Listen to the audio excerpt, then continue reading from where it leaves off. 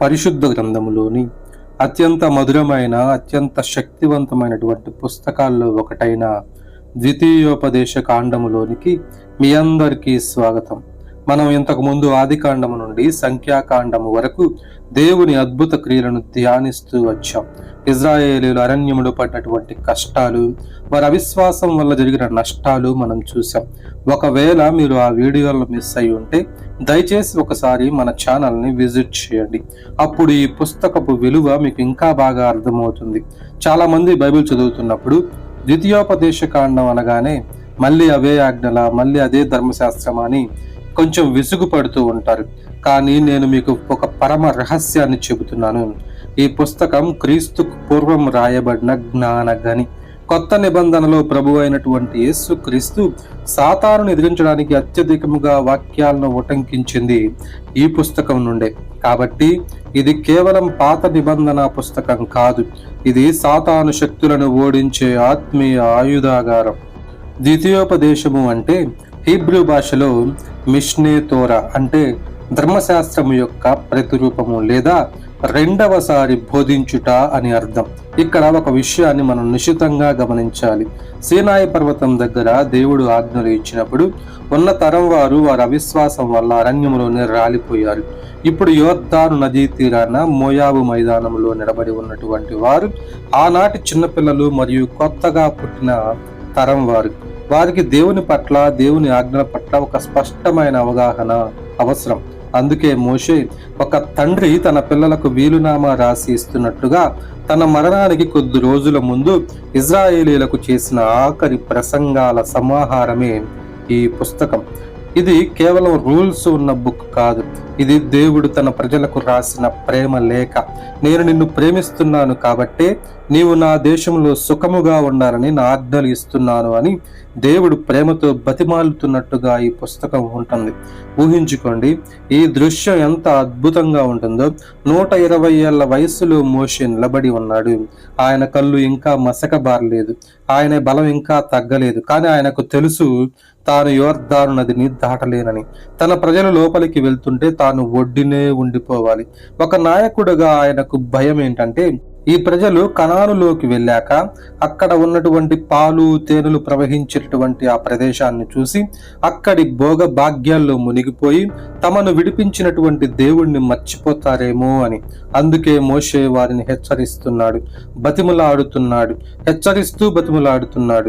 ఇజ్రాయేలీయులారా, దేవుడిని మర్చిపోకండి, ఆయన ఆజ్ఞలను మీ హృదయాల్లో భద్రపరచుకోండి అని పదే పదే గుర్తు చేస్తున్నాడు.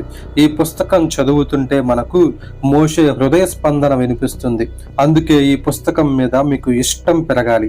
ఎందుకంటే నీవు వాగ్దాన దేశంలోనికి అంటే నీ ఆశీర్వాదంలోనికి వెళ్ళినప్పుడు దేవుణ్ణి మర్చిపోకుండా నిన్ను కాపాడే కవచం ఈ ద్వితీయోపదేశ కాండము. ఈ ప్రయాణంలో ఈ పుస్తకములోని ఆనిముత్యాలను ఒక్కొక్కటిగా మనం ఏరుకుందాం. సిద్ధంగా ఉన్నారా? ద్వితీయోపదేశ కాండము ప్రారంభంలో మోషే చేసే మొదటి పని ఏమిటో తెలుసా? గతాన్ని నెమరు వేసుకోవడం. 1 నుండి 4 అధ్యాయాల వరకు మనం చూస్తే మోషే ఇజ్రాయేలీల ముందు నిలబడి గత 40 ఏళ్ల ప్రయాణాన్ని ఒక సినిమా రీల్ లాగా వారి కళ్ళ ముందు ఉంచుతాడు. ఎందుకు? మోషే గతాన్ని గుర్తు చేస్తున్నాడు. ఎందుకంటే గతాన్ని మర్చిపోయిన జాతికి భవిష్యత్తు ఉండదు. మోషే వారికి గుర్తు చేస్తున్నాడు. హోరేవు పర్వతం దగ్గర దేవుడు మనతో మాట్లాడినప్పుడు మన పరిస్థితి ఏంటి? కాదేషు బర్నియా దగ్గర మీ తండ్రులు చేసిన ఒక్క పొరపాటు వల్ల మనం ఎన్ని ఏళ్ళు అరణ్యంలో తిరగాల్సి వచ్చింది అని వారిని ఆలోచింపజేస్తున్నాడు. ఇక్కడ మోషే ఒక అద్భుతమైనటువంటి మాట అంటాడు, అది మన హృదయాలను తాకాలి. ఒకడు తన కుమారుని ఎత్తుకున్నట్లు నీవు వచ్చిన మార్గమంతటిలో నీ దేవుడైన యెహోవా నిన్ను ఎత్తుకొని వచ్చాను. ఒక్క నిమిషం ఊహించుకోండి, ఆ భయంకరమైనటువంటి అరణ్యం, విషసర్పాలు, మండే ఎండ, ఎముకలు కొరికే చలి. ఆ పరిస్థితుల్లో ఇజ్రాయేలీలు ఎలా బ్రతికారు? వారు నడిచారు అనుకుంటున్నారేమో, కానీ దేవుడు వారిని తన చేతుల మీద ఎత్తుకొని వచ్చాడు. నీ జీవితంలో కూడా నీవు ఈరోజు ఈ స్థితిలో ఉన్నావంటే అది నీ తెలివితేటలు కాదు, నీ సామర్థ్యం కాదు. దేవుడు నిన్ను ఎత్తుకొని వచ్చాడు కాబట్టే ఇక్కడ ఉన్నావు. నీవు ఒంటరిగా ఉన్నాను నేర్చినప్పుడు నీకు తెలియకుండానే నిన్ను మోసిన దేవుని హస్తాలను ఈరోజు గుర్తు చేసుకోమని మోషే చెబుతున్నాడు. మోషే 4వ అధ్యాయంలో ఒక కఠినమైనటువంటి హెచ్చరిక చేస్తాడు. నీవు కన్నులారా చూచిన వాటిని మర్చిపోకుండా నీ మనస్సును జాగ్రత్తగా కాపాడుకొనుము. మర్చిపోవడం అనేది ఒక సాధారణ బలహీనత కాదు, అది ఒక పాపం. దేవుడు చేసిన మేలులను మర్చిపోయినప్పుడే మనలో గునుగుడు పుడుతుంది, మనలో అవిశ్వాసం మొదలవుతుంది. ఐగుప్తులో 10 అద్భుతాలు చేసినప్పుడు, ఎర్ర సముద్రము చీల్చినప్పుడు, బండ నుండి నీరు ఇచ్చినప్పుడు ఆ దేవుని శక్తిని చూసిన కళ్ళు ఇప్పుడు వాగ్దాన దేశపు సరిహద్దులో భయపడకూడదు. అందుకే మోషే అంటాడు, గతాన్ని గుర్తు తెచ్చుకోండి, ఆ జ్ఞాపకాలే మీకు రేపు కానానులో రాబోయే యుద్ధాలకు బలాన్ని ఇస్తాయి. చివరిగా మోషే ఒక ముఖ్యమైనటువంటి పాయింట్ చెప్తున్నాడు. ఈ సంగతులను నీ కుమారులకును నీ కుమారుల కుమారులకును తెలియజేయము. గతాన్ని కేవలం మనం గుర్తుంచుకోవడమే కాదు, మన తర్వాత తరానికి కూడా ఆ సాక్ష్యాలను అందించాలి. మన దేవుడు ఎంత నమ్మకమైన వాడో, ఆయన వాగ్దానం చేస్తే ఎలా నెరవేరుస్తాడో మన బిడ్డలకు చెప్పాలి. ఈరోజు నీవు కూడా నీ గత జీవితాన్ని ఒక్కసారి వెనక్కి తిరిగి చూసుకో. నీవు అనుభవిస్తున్న ఈ దీవెనలు ఎక్కడి నుండి వచ్చాయి? ఆ కష్టకాలంలో నిన్ను విడిపించింది ఎవరు? దేవుని నమ్మకత్వాన్ని జ్ఞాపకం చేసుకోవడమే ద్వితీయోపదేశ కాండం మనకు నేర్పే మొదటి పాఠం. నీ దేవుడు నమ్మకమైనటువంటి వాడు. ఆయన నిన్ను ఎత్తుకొని వచ్చాడు, ఆయన నిన్ను ఎన్నడూ చేయి విడువడు. హల్లెలూయా. ద్వితీయోపదేశ కాండము 5 నుండి 11 అధ్యాయాల వరకు మనం ధ్యానిస్తే ఇక్కడ మోషే ఒక అద్భుతమైనటువంటి మార్పును మనకు చూపిస్తాడు. సీనాయి పర్వతం దగ్గర దేవుడు 10 ఆజ్ఞలను ఇచ్చినప్పుడు అవి రాతి పలకల మీద రాయబడ్డాయి. కానీ ఇక్కడ మోషే ఆ ఆజ్ఞలను కేవలం చదివి వినిపించడం లేదు, ఆ ఆజ్ఞలను రాతి పలకల మీద నుండి తీసి ప్రజల హృదయ పలకల మీద చెక్కడానికి ప్రయత్నిస్తున్నాడు. దేవుడు మన నుండి కోరుకునేది కేవలం బాహ్యమైనటువంటి భక్తి కాదు, హృదయపూర్వకమైనటువంటి ప్రేమ. ఇక్కడే బైబిల్ మొత్తానికి ప్రాణవాయువు అయినటువంటి షేమా ప్రార్థన మనకు వినిపిస్తుంది. శ్రద్ధగా వినుము. మన దేవుడైనటువంటి యెహోవా అద్వితీయుడగు యెహోవా, నీ పూర్ణ హృదయముతోనూ నీ పూర్ణ ఆత్మతోనూ నీ పూర్ణ శక్తితోనూ ఆయనను ప్రేమింపవలెను. ఆరాధన అంటే కేవలం ఆచారం కాదు. మోషే ఇక్కడ ప్రజలకు ఒక గొప్ప సత్యాన్ని బోధిస్తున్నాడు. దేవుని ఆజ్ఞలు పాటించడం అంటే ఏదో భారం కాదు, అది ఆయన మీద మనకున్న ప్రేమకు నిదర్శనం. ఒకవేళ నీవు దేవుణ్ణి ప్రేమిస్తే ఆయన చెప్పినట్లు చేయడం నీకు కష్టం అనిపించదు. దేవుడు నీ ఆస్తిని అడగలేదు, నీ బలాన్ని అడగలేదు. ఆయన అడుగుతున్నది కేవలం నీ హృదయాన్ని. నీ హృదయమే ఆయన ఆజ్ఞలకు పీఠం కావాలి. లోకం నీ చేతులను కట్టేయవచ్చు, నీ కాళ్లకు సంకెళ్ళు వేయవచ్చు, కానీ నీ హృదయంలో దేవుని వాక్యం ఉంటే ఏ శక్తి నిన్ను దేవునికి దూరం చేయలేదు. మోషే ఇంకా ఏమంటాడు తెలుసా? నేడు నీకు ఆజ్ఞాపించు ఈ మాటలు నీ హృదయములో ఉండవలెను. నీవు నీ కుమారులకు వాటిని అభ్యసింపచేసి నీవు నీ ఇంట్లో కూర్చున్నప్పుడు, త్రోవను నడిచినప్పుడు, పండుకున్నప్పుడు, లేచినప్పుడు వాటిని గురించి మాట్లాడవలను. గమనించారా? దేవుని వాక్యం అనేది కేవలం ఆదివారం చర్చిలో వినేది కాదు, అది నీ ఇంట్లో ఉండాలి, నీ ప్రయాణంలో ఉండాలి, నీ పడక గదిలో ఉండాలి. నీవు నీ పిల్లలతో మాట్లాడుతున్నప్పుడు దేవుని గొప్పతనం వినిపించాలి. నీవు వ్యాపారం చేస్తున్నప్పుడు దేవుని నీతి కనిపించాలి. వాక్యాన్ని నీ నుదుటికి బాసికముగా, నీ చేతులకు గుర్తుగా కట్టుకోమన్నాడు. అంటే అర్థం ఏమిటో తెలుసా? నీ ఆలోచనలు, నీ క్రియలు రెండు వాక్యం ద్వారానే నడిపించబడాలి. దేవుడు మనల్ని ఒక యంత్రంగా చూడడం లేదు, ఆయన మనతో ఒక రిలేషన్షిప్ కోరుకుంటున్నాడు. అందుకే పదే పదే మోషే అంటాడు, ఆయనను హత్తుకొనుము. హత్తుకోవడం అంటే దేవుని వదలపెట్టకుండా పట్టుకోవడం.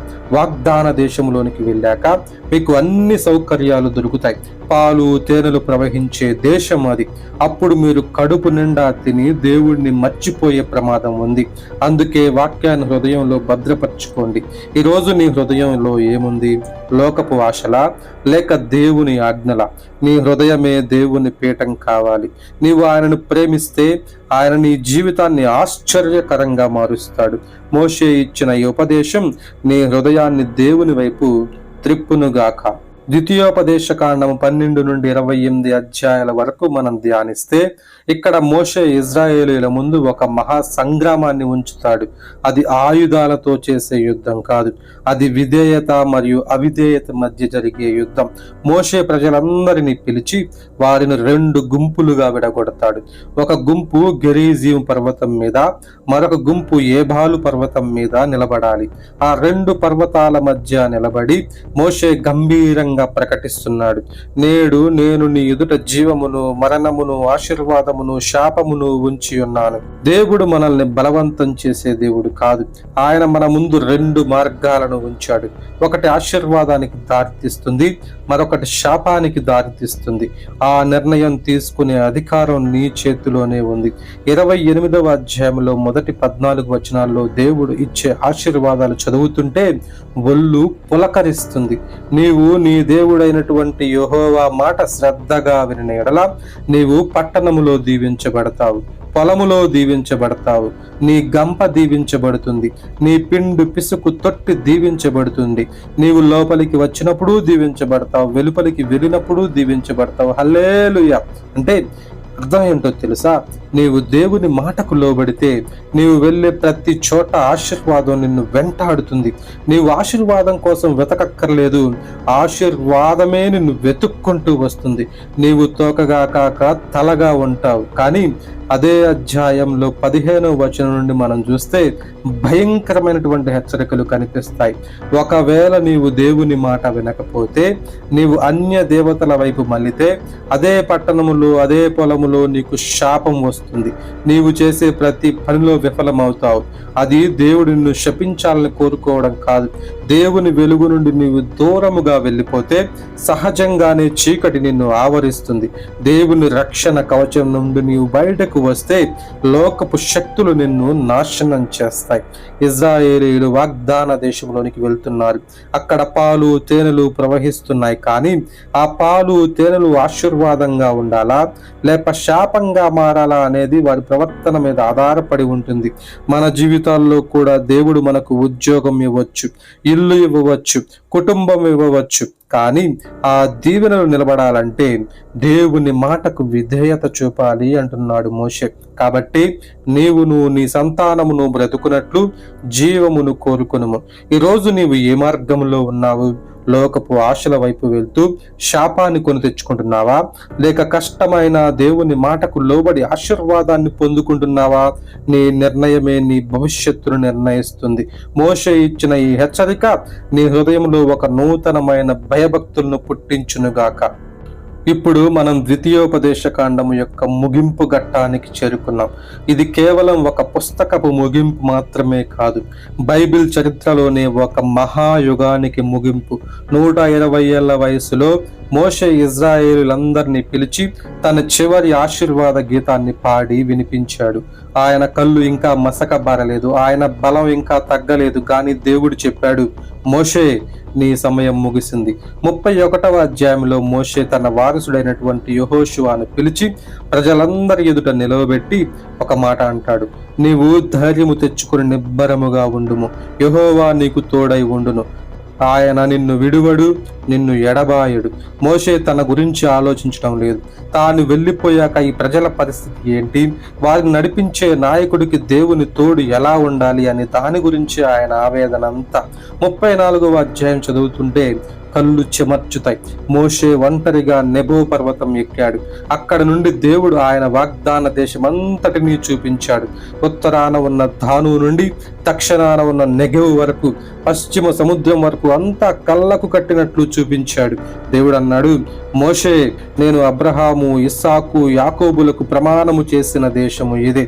నీ కళ్ళతో దీన్ని చూస్తావు గాని నీవు అక్కడికి వెళ్ళనే వెళ్ళవు. ఆ క్షణంలో మోషే ఏమన్నాడు తెలుసా? ఆయన గొనగలేదు, దేవుని మీద కోప్పడలేదు. దేవుని చిత్తానికి తల వంచి అక్కడే యెహోవా సేవకుడైనటువంటి మోషే మరణించాడు. బైబిల్ ఒక అద్భుతమైనటువంటి మాట చెప్తుంది, యెహోవాయే ఆయనను పాతిపెట్టెను, నేటి వరకు ఆయన సమాధి ఎక్కడ ఉందో ఎవరికీ తెలియదు. ఒక మనిషిని దేవుడే స్వయంగా పాతిపెట్టడం అంటే అది మోషే దేవుని దృష్టిలో ఎంత ప్రియమైనటువంటి వాడో మనకు అర్థమవుతుంది. మోషే మరణించాడు, కానీ ఆయన ఇచ్చిన ఉపదేశం చావలేదు. లేదు. ఆయన రాసినటువంటి ధర్మశాస్త్రం ఇజ్రాయేలుకు జీవనాడి అయింది. యెహోషువ నాయకత్వంలో ఆ కొత్త తరం వారు యోర్దాను నదిని దాటడానికి సిద్ధమయ్యారు. మోషే లేకపోవచ్చు కానీ మోషేకు తోడై ఉన్న దేవుడు యెహోషువకు తోడై ఉన్నాడు. ఈరోజు నీవు కూడా ఒక విషయాన్ని గుర్తించుకో. దేవుని సేవకులు మారుతుంటారు, కాలాలు మారుతుంటాయి, కానీ దేవుని వాగ్దానం మాత్రం మారదు. మోషేలాగా మనం కూడా మన బాధ్యతను నమ్మకంగా నెరవేర్చి మన తర్వాత తరానికి దేవుని వాక్యాన్ని అప్పగించాలి. యెహోవాను ముఖాముఖిగా ఎరిగినటువంటి మోషే వంటి ప్రవక్త ఇజ్రాయేలీలో మరొకడు పుట్టలేదు అని వాక్యం ముగుస్తుంది. కానీ అదే మోషే అంటాడు, నాకంటే గొప్ప ప్రవక్తను దేవుడు పంపిస్తాడని. ఆయనే మన రక్షకుడైనటువంటి యేసు క్రీస్తు ప్రభుల వారు. ద్వితీయోపదేశ కాండం ముగిస్తూ మనకు నేర్పే పాఠం ఒకటే, మన నాయకుడు దేవుడే. మనుష్యులు వెళ్ళిపోయినా దేవుడు మనల్ని నడిపిస్తాడు. నీవు కూడా వాగ్దాన దేశపు సరిహద్దులో ఉన్నావా? భయపడకు, నిబ్బరముగా ఉండు. మోషే దేవుడు నీకు తోడై ఉన్నాడు. ఈ పంచకాండముల ధ్యానం నీ జీవితాన్ని ఆశీర్వాదకరముగా మార్చునుగాక. ద్వితీయోపదేశ కాండము అనే అద్భుతమైనటువంటి ప్రేమ కావ్యం ముగిస్తుంటే మన హృదయాల్లో ఒక గొప్ప ప్రశ్న మిగిలిపోతుంది. ఆనాడు మోయాబు మైదానంలో నిలబడినటువంటి ఇజ్రాయేలీలకు ఈ రోజు ఈ వాక్యం వింటున్న మనకి ఉన్న సంబంధం ఏమిటి? ఈ పుస్తకం మనకు నేర్పే పరమ రహస్యం ఒకటే, దేవుని వాక్యం నీ తలను నింపడానికి కాదు, నీ హృదయాన్ని మార్చడానికి ఇవ్వబడింది. మోషే తన జీవితం అంతా ఒకే ఒక్క ఆశతో బ్రతికాడు, తన ప్రజలు దేవుని ప్రేమను చవి చూడాలి, ఆయనను హత్తుకోవాలి అని. ఈరోజు నీవు కూడా నీ జీవిత ప్రయాణంలో ఏ స్థితిలో ఉన్నాం? దేవుని వాక్యం లేకుండా మనం ఒక్క అడుగు కూడా ముందుకు వేయలేము. మోషే అంటాడు, ఇది మీకు వ్యర్థమైనటువంటి మాట కాదు, ఇది జీవమే. ప్రియులారా, లోకంలో అన్ని విద్యలు నీకు అన్నం పెట్టవచ్చు, కానీ దేవుని వాక్యం మాత్రమే నీకు జీవాన్ని ఇవ్వగలదు. నీవు సమస్యల అరణ్యములో ఉన్నా, ఆశీర్వాదాల కానానులో ఉన్నా, వాక్యమే నీకు దిక్సూచి. నీ హృదయపీఠం మీద ఆ వాక్యాన్ని చెక్కబడనివ్వు.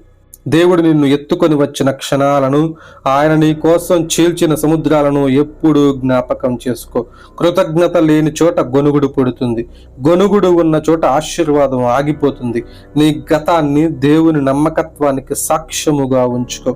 దేవుడు నీ ముందు ఆశీర్వాదాన్ని, శాపాన్ని ఉంచాడు.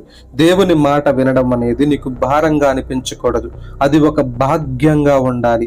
నీవు దేవుణ్ణి ప్రేమిస్తే ఆయన ఆజ్ఞలు పాటించడం నీకు ఆనందాన్ని ఇస్తుంది. నీవు జీవమును కోరుకుంటే నీవు మాత్రమే కాదు, నీ సంతానం కూడా ఆశీర్వాదకరంగా ఉంటుంది. ఈ రోజే ఒక తీర్మానం తీసుకోండి, ప్రభువా, నా పూర్ణ హృదయముతో నిన్ను ప్రేమిస్తాను, నీ వాక్యాన్ని నా హృదయంలో భద్రపరుచుకుంటాను అని దేవునికి అప్పగించుకోండి. ఈ ద్వితీయోపదేశ కాండపు ఆత్మీయ వెలుగు మీ జీవితాలను నిరంతరం ప్రకాశింపజేయునుగాక. ఈ ఆత్మీయ ప్రయాణం మీకు నచ్చినట్లయితే దయచేసి ఒక లైక్ చేయండి. దేవుని వాక్యం కోసం ఆశగా ఎదురు చూస్తున్నటువంటి ప్రతి ఒక్కరికి ఈ వీడియోను షేర్ చేయండి. ఆరంభమైన ఈ ప్రయాణం ఇక్కడితో ఆగదు. ఇకపై వచ్చే చారిత్రక పుస్తకాలలోని అద్భుతమైనటువంటి సాక్ష్యాలను, యెహోషువ నాయకత్వంలో కానాను జయించిన కథలను తెలుసుకోవడానికి ఇప్పుడే మన ఛానల్ని సబ్స్క్రైబ్ చేసుకోండి. దేవుని కృప మీకు తోడై ఉండునుగాక. ఆమేన్.